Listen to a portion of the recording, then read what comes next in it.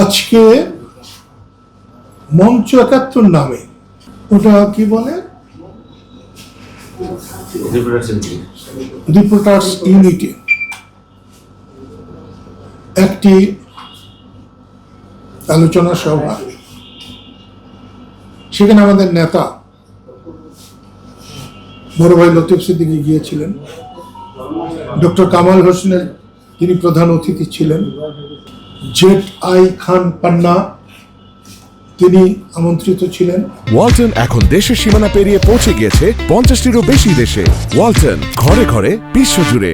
ঠিক এ সময় পুলিশরা বলেছে কয়েকশো, কিন্তু আয়োজকরা আমাকে বলেছে ১৭ নিচে, ১০০-এর নিচে মপ গিয়ে তাদের অনুষ্ঠান আলোচনা বানচাল করে দিয়েছে।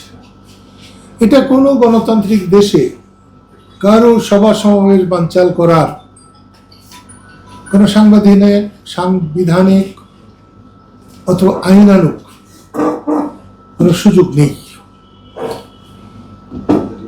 তাদের এখনো ডিবি অফিসে রাখা হয়েছে। আপনারা জানেন লতিফ ভাই অন্য ধরনের মানুষ। লতিফ সিদ্দিকীর জন্ম না হলে টাঙ্গাইলের রাজনীতি অনেক কিছুই হতো। যেমন বঙ্গবন্ধুর জন্ম না হলে বাংলাদেশ হতো না, ঠিক তেমনি লতিফ সিদ্দিকীর জন্ম না হলে আমরা রাজনীতিতে আসতাম না। আমার মতো ভীরু কাপুরুষ ছোটকালের এ দুনিয়ায় দ্বিতীয়টা পাওয়া যেত না। সেই কারণে আরো যারা মাহবুব নামে বোধহয় একজন বীর প্রতীক আছে, মাহবুব না মাহমুদ, আরো কাকে কাকে যেন গ্রেপ্তার করে রাখা হয়েছে। আদৌ গ্রেপ্তার করা হয়েছে কিনা তাও জানি না। আমি আপনাদের মাধ্যমে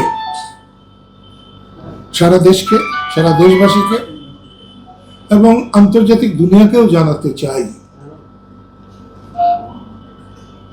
২৪শে অগাস্টের বৈষম্য বিরোধী আন্দোলনের বিজয়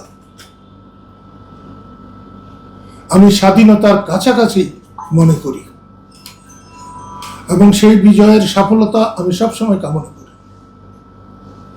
কিন্তু সেই বিজয়ী বীরেদের কার্যকলাপ দেশের মানুষ অতিষ্ঠ হয়ে উঠেছে।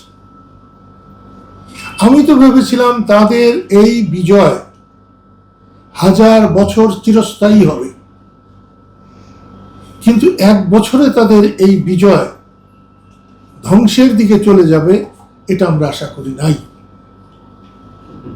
এটা যদি বলা হয় তাহলে